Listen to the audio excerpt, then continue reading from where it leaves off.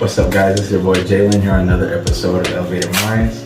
Got a cool topic for you guys today. So today we're going to be talking about the different attachment styles when it comes to relationships and how to heal the different attachment styles, the wounds that we get from our childhood, and how to get more into the secure attachment style. That's the healthiest one of them all.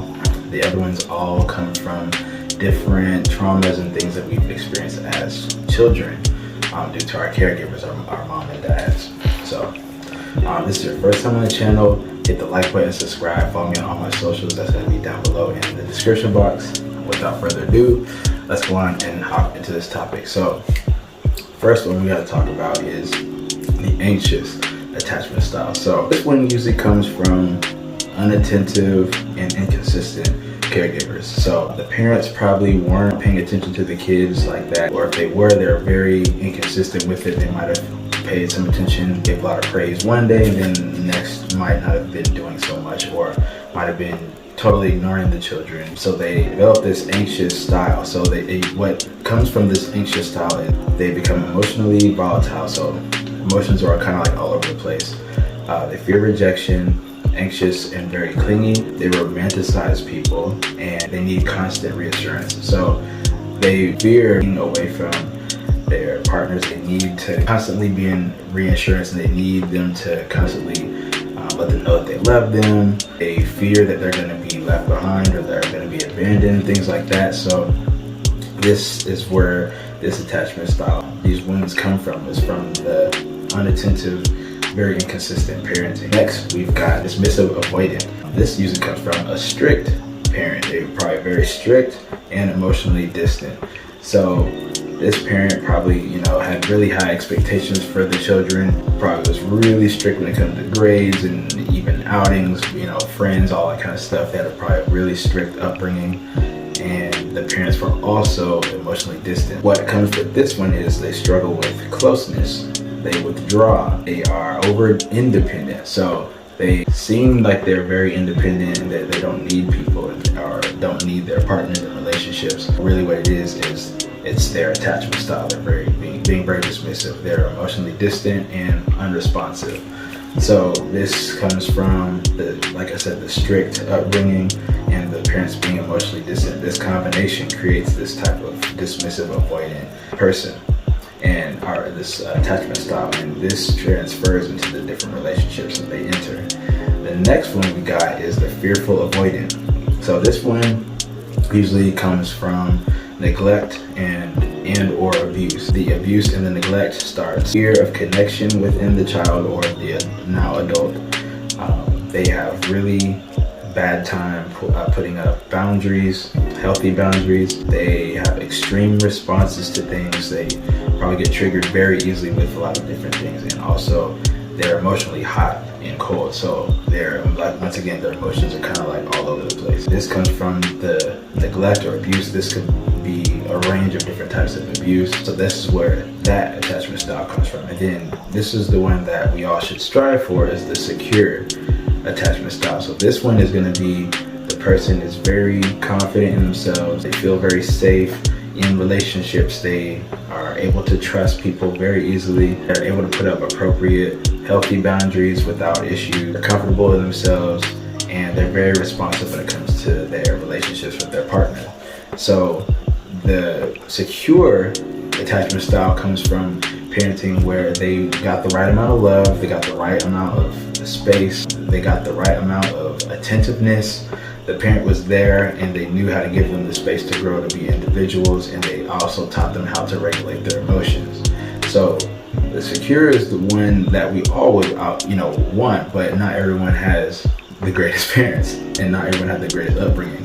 But that being said, we all, yes, we want to be in the secure attachment, but a lot of times we're going to be one of these other ones, anxious, dismissive avoidant, or fearful avoidant. This is pretty much going to be a normal thing when it comes to people, because almost everyone's gone through some type of abuse or neglect or just not a great childhood.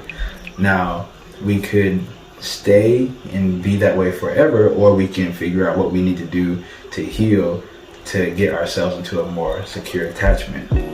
And how do we do that? There's actually ways that we can address these different wounds, these childhood wounds, and actually get into the habit of actively being aware of what's going on, these emotions, these feelings that we're having, and get into the habit of positive self-talk, figuring out what is going on. Like, why are you getting triggered? What are these things that are going on? Why is this happening? Why do I react to certain things in these types of ways? And it all comes down to our different attachment styles. We got Shay here, and she's gonna go over some of the different ways that we can work on healing these different attachment styles. Some things step by step, different mechanisms, different things we can do, different tools. And I think like the most important tool, or like where to begin, is understanding that these attachment styles of not being secure. So regardless if you're an avoidant, if you're fearful, if you're anxious, they're all not secure, right? And these three attachment styles, if you are them, you are so desperately trying to be as secure. Well, at least that should be the goal, is trying to be and having a secure attachment style. And I think by doing that and obtaining that level, it's having the awareness of getting the tools that you need. And one of the tools I want to express to you guys, or to inform you about, and I think this is such an important tool, it's self-soothing. Understanding how important it is to self-soothe. Being able to self-soothe yourself will obtain that secure attachment, especially for insecure attachment styles and fearful avoidant attachment styles. And even for dismissive, right? So dismissive avoidant, they're not comfortable with closeness with other people. But if they learn mechanisms and tools to self-soothe, they can welcome closeness connections with another person. And whenever they do get scared, they go into the self-soothing tool that they can use. What I've discovered, or what I'm educating myself on right now, is like understanding you have two parts of you. The attachment of not being secure. You have your wounded part and you have your wisdom part. And being able to have these parts work together as a team instead of being distant and enemies. For an example, if my wounded self is like, oh, forget it, they're gonna leave me. I'm anxious, I need reassurance, and I know they're gonna leave me. My brain is just haywiring, right? My wisdom self, if I'm not pouring into my wisdom self, that wisdom self is gonna be very quiet and kind of just like, whoa, I'm gonna just let this wounded self take over. And that's how you get stuck and staying in these attachment styles. You have to have awareness of your wisdom self. So when your wounded self is acting like that, like, oh my God, like I need reassurance, I need validation from my partner, your wisdom self is gonna come up and be like, whoa, like breathe. Let's do some breath exercises, which is a tool to use. Understanding how important breath work is to calm yourself. Fearful avoidants have flight and fight mode responses.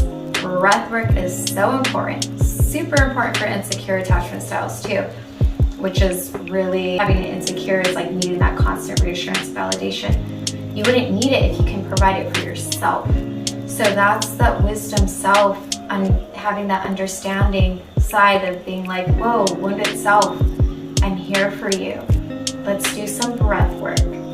Tool 1. Tool 2 would be, let's talk to each other. How are you feeling? Why are you feeling sad or angry or upset or anxious? Let's talk about it. And you kind of talk to yourself, right? You can use a pillow in reference. You can imagine your wounded self in front of you. Talk to yourself in the mirror and tell yourself, like, what's going on? Why are you upset? And then have that wounded self talk back. Well, I feel sad. I feel anxious because of this. I feel anxious because maybe nobody has fulfilled my needs as a kid, and I feel it's happening to me again as an adult. And I'm scared and I'm afraid that I'm going to get abandoned again. And then give that mic to your wisdom self. Okay, I understand you're feeling this wounded self, but I am here for you, and I'm here to bring awareness that you're not that child anymore, that you're an adult. 2 is tapping. It's an EMDR method created for PTSD patients, anxiety patients, and basically what it is, it's tapping. So I am loved, saying affirmations while tapping. I am safe. I am cared about. I am centered. I am here. I am here for myself. I am at peace. And these are some tools that you can do when you're in that flight or fight mode. These are some tools you can do to help heal your attachment injury. And I'll get to what that means right now. Another tool would be a butterfly hug. Hugging yourself. Sometimes all you need is yourself, your self-comfort. Nobody can comfort you as best as you can comfort yourself. And if you keep trying to have other people validate you, comfort you, you're gonna waste so many years of your life coming to understand that all you need and needed was your own self to be able to do that. Because at the end of the day, we are going to be alone. People are not permanent in our life, and that's part of the life cycle. So we want to make sure that we are here for ourselves. We want to make sure that we know how to comfort ourselves. We know how to love ourselves. We know how to nourish ourselves. So being able to heal the attachment style injury, you really want to make that a priority and nourish it. You know, being able to have that awareness that your attention needs to be set on healing and having a very healing, positive journey about it. And be positive. You know, healing an attachment style wound, it's not easy. It's rough. Yeah, it is rough, and it uplifts a lot of past experiences that you kind of got to relive again or feel again. And you know, just don't be afraid. It does take a lot of work and a lot of energy and a lot of time, and just be positive. Mindset and perspective is really what it's about, being able to show up for yourself. So when you are healing that attachment injury, just be mindful that it's going to take time, and this time is valued. You're pouring into yourself. This is your energy. This should be a priority. And the relationship with yourself should be your most important relationship. So I'll leave it back to Jalen. Thank you, Shay, for that. It is so true. We got to make sure that when we're tending to these wounds and we're tending to these attachment styles, we really want to make sure that, you know, you got to give grace to yourself. It's not going to be easy. It's going to take some time, but you know what? Like, it's your gift to yourself. You know, really healing these wounds is something that's going to take some time, but that's okay. When you get on the other side of that, you're going to be a whole different person. You're going to be secure. You're going to be able to control your emotions, have more control over your thoughts, and really just be aware of what's going on.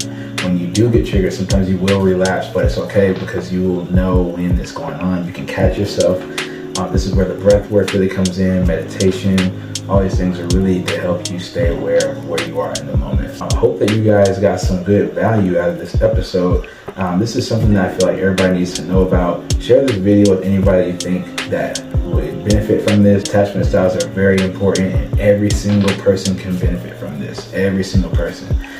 What are your attachment styles? Put them down below in the comments. We'd love to hear from you guys. Got some more content coming your way. I appreciate you guys watching this episode. Let's become our best selves. Let's learn what our attachment styles are. Let's learn how to heal ourselves. Let's learn how to become better and take accountability for everything that's happened in our lives, even if it happens to be trauma from our childhood. Let's learn how to heal it and to, you know, step into our power, because we all have that same ability. All right, I appreciate you guys for watching. Once again, share this video with anybody that you think would benefit from it, and follow me on my social medias. All that stuff's gonna be down below in the comments, and stay elevated.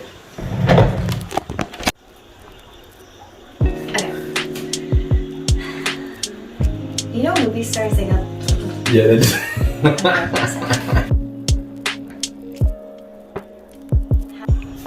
Okay. Take two. Let's go. Good.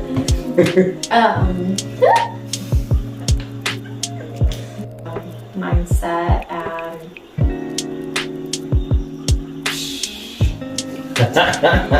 and